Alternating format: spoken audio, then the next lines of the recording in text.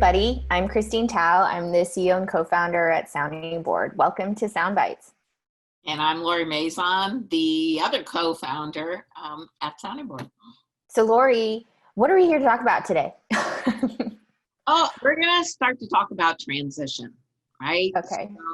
So, we've obviously been hearing out there in the news that things are starting to open up in some places around the globe. And we've also been hearing from our customers that, life is starting to happen again. Things are starting to come alive. And so as a leader, now the experience is shifting a bit. So when we started the Sound Bytes, it was really to help bring support to folks as leaders in crisis.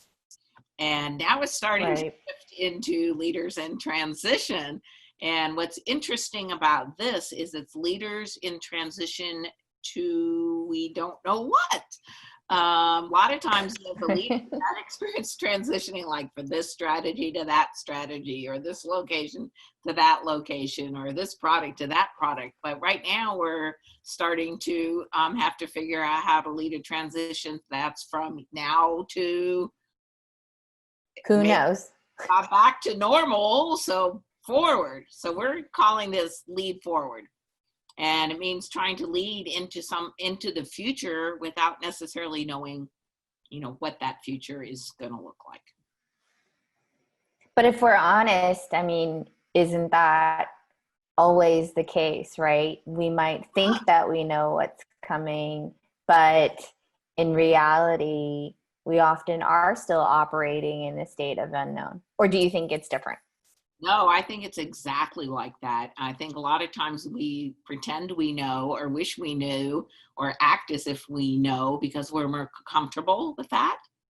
And then later on down the road, we find out, whoops, we actually didn't know about that. This time it's almost like we're just not getting the luxury or the comfort of thinking we know, because it's just so obvious we don't know. That it is really flexing this muscle of leadership, which is how do you lead in the unknown? It's really a very high level, intangible competency of leadership. And have you seen people do that before successfully? Oh yeah, I have, of course. Two big examples would be pretty much any startup that's starting into a new market.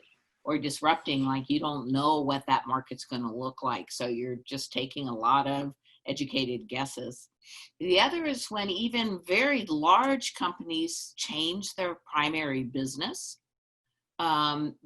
which can be a lot of unknown. And then maybe a third one is when there's like an integration, a merger, an acquisition, when you think you have an idea in your mind of what it's going to look like when these two entities combine, and you find out usually pretty quickly that it's not going to be anything like you imagined, and you're going to have to figure it out as you go. That's right. I think that one of the things that has been really interesting has been just, I think, how open people have been about saying, I don't know, or being open about acknowledging that we don't know what we're navigating to, versus saying, this is the strategy and this is how it will be. Well, what's the impact you think that has, being a bit more open about that? Or, what opportunity do you think that creates? Oh, I actually think that creates the opportunity for more possibility.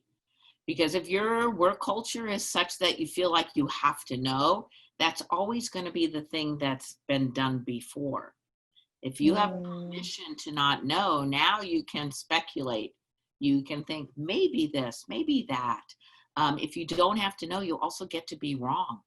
And probably most of the brilliant business ideas really came out of being wrong. And then from that, finding out what was right. So I actually think it opens the doors pretty wide to be willing to say and allow other people to say, I don't know. I love that because, I actually just got off a call with a former CEO where he was telling me about a business that he built at his last company, which was born out of a prior business. And now that new business is on track to eclipse the first business. And what's interesting is in hindsight, you look at it now and you think, well, of course. And in hindsight, what he told me was they started that second business as something that was off to the side. It was something that, he had the funniest anecdote, their head of product came to him and said, do I have to go spend my time working over there? Right. Because he wanted to work on the main business. On the thing. And now, right. And now, it's become something that may actually even be larger than the original business. And so I thought it was really refreshing that, one, he admitted that they even themselves did not know how big it could be at the beginning of it, right? But that they were willing to take a risk and move in that direction because there was something that they saw in the opportunity. Yeah, great example. Great. Well, we wanted to share this message with all of you because, for us, Sound Bytes has really been about being there with all of you every step of the way and helping to bring light and discussion around some of these challenges and issues that are surfacing as the world around us changes. And so really looking forward to more conversations with you, Lori, and others as we navigate how to lead forward. Right. Thank you, everyone, and take care.